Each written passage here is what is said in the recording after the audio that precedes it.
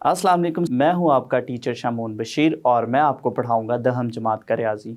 आज के लेक्चर में हम यूनिट नंबर 10 की मिसाल नंबर 1 को देखेंगे और मिसाल नंबर 1 के मतलूब को हम बयानात और दलाइल की मदद से हल करेंगे। तो चलिए हम चलते हैं वाइट बोर्ड की तरफ और आज का लेक्चर शुरू करते हैं। मिसाल नंबर 1 है, दिए हुए दायरे का मरकज़ O और कतर AB है, नुकात A और B पर मुमास खींचे गए हैं, साबित करें कि दोनों मुमास मुतवाज़ी हैं। तो यहाँ पे अगर हम शक्ल में देखें तो शक्ल में हमारे पास एक दायरा है जिसका मरकज़ O है और इसी तरह से इसमें मज़ीद अगर हम देखें तो यहाँ पे एक वितर है और वो AB है। इसके नुकात A और B पर यहाँ पे अगर हम देखें नुक्ता A और नुक्ता B पर दो मुमास खींचे गए हैं। नुक्ता A पर जो मुमास है उसका नाम है DC और इसी तरह से जो नुक्ता B है उस पर जो मुमास है वो है EF। तो साबित करें कि दोनों मुमास मुतवाज़ी हैं। तो हमने साबित करना है कि यहाँ पे नुक्ता A पे जो मुमास DC है और नुक्ता B पर जो मुमास FE है ये दोनों ही एक दूसरे के मुतवाज़ी हैं। तो चलिए इसको हम शुरू करते हैं और सबसे पहले हम देखते हैं कि इस मिसाल में हमें क्या चीज़ मालूम है।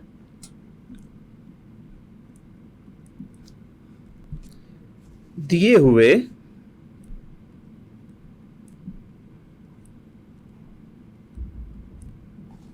दायरे का मरकज़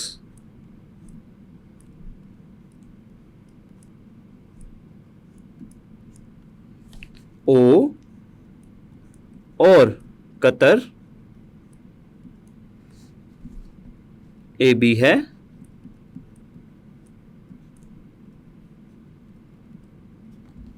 ख़त CD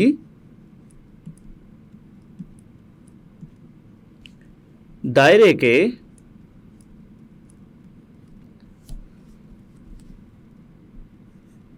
नुक्ता A पर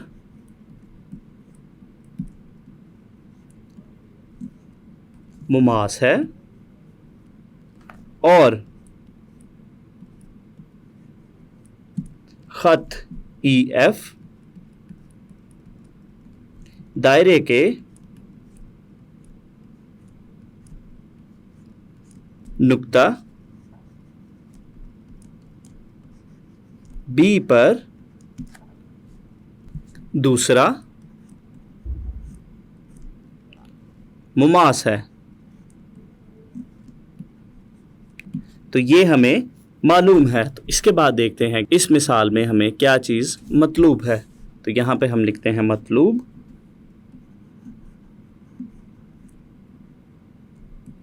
तो इसमें साबित करना है कि जो मुमास CD और EF हैं ये एक दूसरे के मुतवाज़ी हैं। इसमें हमने साबित करना है मुमास CD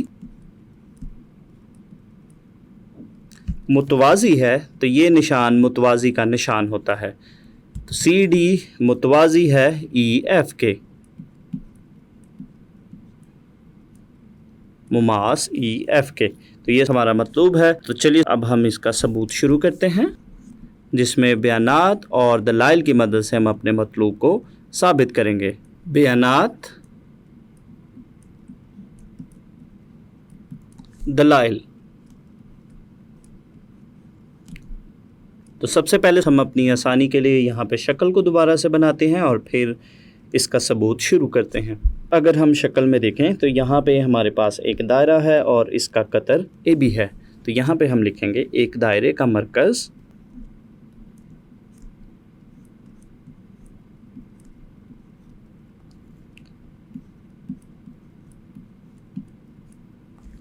O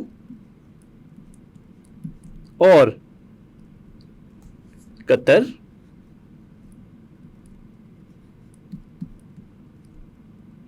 AB है। तो ये चीज़ हमें मालूम है। तो दलाइल में हम लिखेंगे मालूम। और मज़ीद अगर हम देखें तो OA और OB एक ही दायरे के रदास हैं। तो यहाँ पर अगर हम देखें OA और OB जो है वो एक ही दायरे के रदास हैं, लिहाजा OA और ओ बी एक ही दायरे के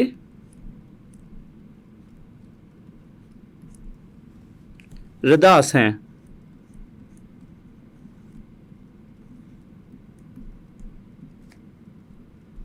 यहाँ से मज़ीद आगे अगर हम चलें, इस शक्ल को अगर हम देखें तो यहाँ पे हमारे पास जो सी डी है नुक्ता ए पर, इस दायरे पर जिसका मरकज़ ओ है उस पर मुमास है, तो ये चीज़ हमें मालूम है। तो यहाँ पे हम लिखेंगे नीज़ सी डी दायरे के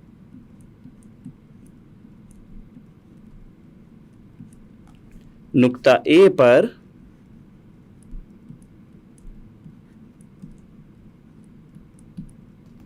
मुमास है।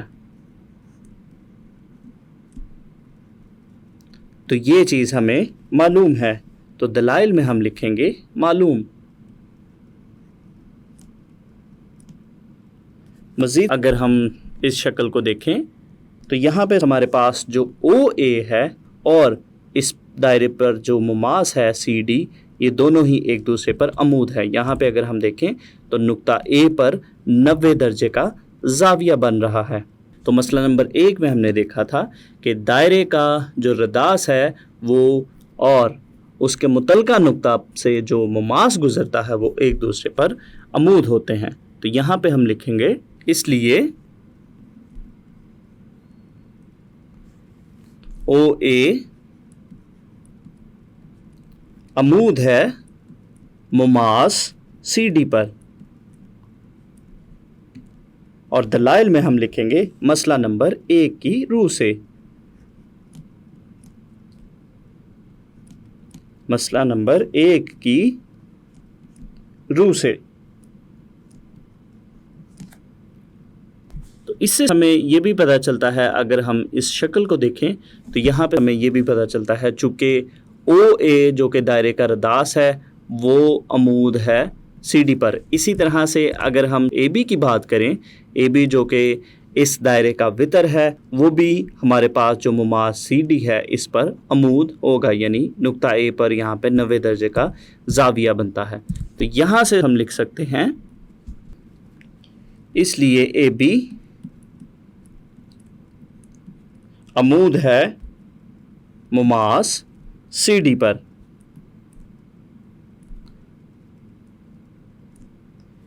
तो इसको हम देते हैं मसावात नंबर 1 का नाम, जिसको हम आगे जाके इस्तेमाल करेंगे। इसी तरह से अब हम चलते हैं दूसरे मुमास की तरफ।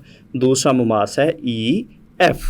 तो इस शक्ल में अगर हम देखें तो यहाँ पे अगर हम मुमास ई एफ की बात करते हैं, ये हमारे पास है मुमास ई एफ, जिसमें अगर हम देखें तो ये मुमास नुक्ता बी से, दायरे पर मौजूद नुक्ता बी से गुज़र रहा है, यानी दायरे के नुक्ता बी पर मुमास ई एफ है। तो यहाँ पे हम लिखेंगे इसी तरह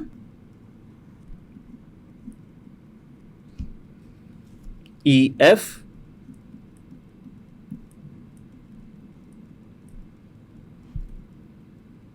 इसी तरह ई एफ मुमास दायरे के नुक्ता बी पर मुमास है। तो ये हमें मालूम है। तो यहाँ पे दलाइल में हम लिखेंगे मालूम। यहाँ से अगर हम शक्ल की जानिब चलें तो यहाँ पे हमें पता चलता है कि हमारे पास यहाँ पे इस दायरे का जो रदास ओ बी है वो इस बे से गुज़रने वाले नुक्ता बी से गुज़रने वाले मुमास के अमूद है। तो यहाँ पे अगर हम देखें ओ बी और जो मुमास ई एफ है इनके दरमियान बनने वाला जो ज़ाविया है वो 90 दर्जे का ज़ाविया है। यहाँ से हम दो बातें देखते हैं कि जो ओ बी है वो ई एफ पर, जो मुमास ई एफ है उस पर अमूद है। और इसी तरह से अगर हम ए बी की बात करते हैं जो कि इस दायरे का कतर है, तो ए बी भी ई एफ के साथ 90 दर्जे का ज़ाविया बना रहा है, यानी ए बी अमूद है ई एफ पर। तो यहाँ से हम लिखेंगे इसलिए ओ बी अमूद है मुमास ई एफ पर। तो ये दलाइल में हम लिखेंगे मसला नंबर 1 की रूह से, क्योंकि जो रदास है वो मुमास के साथ हमेशा 90 दर्जे का ज़ाविया बनाता है, यानी रदास और उसके मुतलका नुक्ता से गुजरने वाला जो मुमास है वो एक दूसरे के साथ अमूद होते हैं। तो यहाँ पे हम लिखेंगे मसला नंबर 1 की रूह से, और यहाँ से हम मज़ीद लिख सकते हैं कि ए बी अमूद है मुमास ई एफ पर, और इसको हम देते हैं मसावात नंबर 2 का नाम। तो यहाँ पे अगर हम मसावात नंबर 1 और मसावात नंबर 2 का बगौर जायज़ा करें तो यहाँ पे हमारे पास है कि ए बी जो है वो अमूद है सी डी पर, और इसी तरह से अगर हम देखें तो यहाँ पे हमारे पास है ए बी अमूद है ई एफ पर। अब इसको अगर हम इस शक्ल में देखें तो शक्ल में हमने ये चीज़ें साबित की हैं कि जो ए बी है वो मुमास सी डी पर अमूद है, और इसी तरह से जो ए बी है वो मुमास ई एफ पर भी अमूद है। चूँकि ए बी सी डी और ई एफ दोनों मुमासों पर अमूद है, तो इससे हमें ये नतीजा अखज़ कर सकते हैं कि जो हमारे पास मुमास सी डी है और ई एफ है ये दोनों एक दूसरे के मुतवाज़ी होंगे, जो कि हमारा मतलूब है। तो यहाँ पे फिर हम लिखेंगे पस मुमास सी डी मुतवाज़ी है मुमास ई एफ के, जो कि हमारा मतलूब था, तो जिसको हमने बयानात और दलाइल की मदद से साबित कर लिया। और दलाइल में हम लिखेंगे मसावात नंबर 1 और 2 की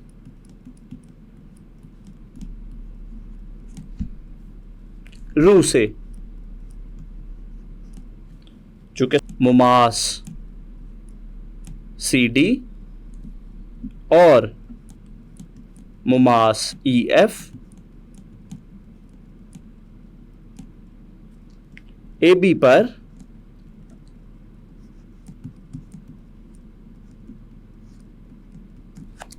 अमूद हैं।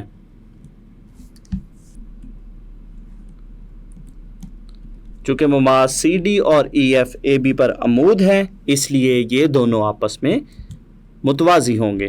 तो ये हमने मिसाल नंबर 1 को मुकम्मल तौर पर हल कर लिया। आज के लेक्चर में हमने यूनिट नंबर 10 में मौजूद मिसाल नंबर 1 को देखा, और इस मिसाल के मतलूब को हमने बयानात और दलाइल की मदद से साबित किया। तो उम्मीद करता हूँ आपको इस मिसाल की अच्छे से समझ आई होगी। अगले लेक्चर तक के लिए दीजिए इजाज़त। अल्लाह हाफिज़।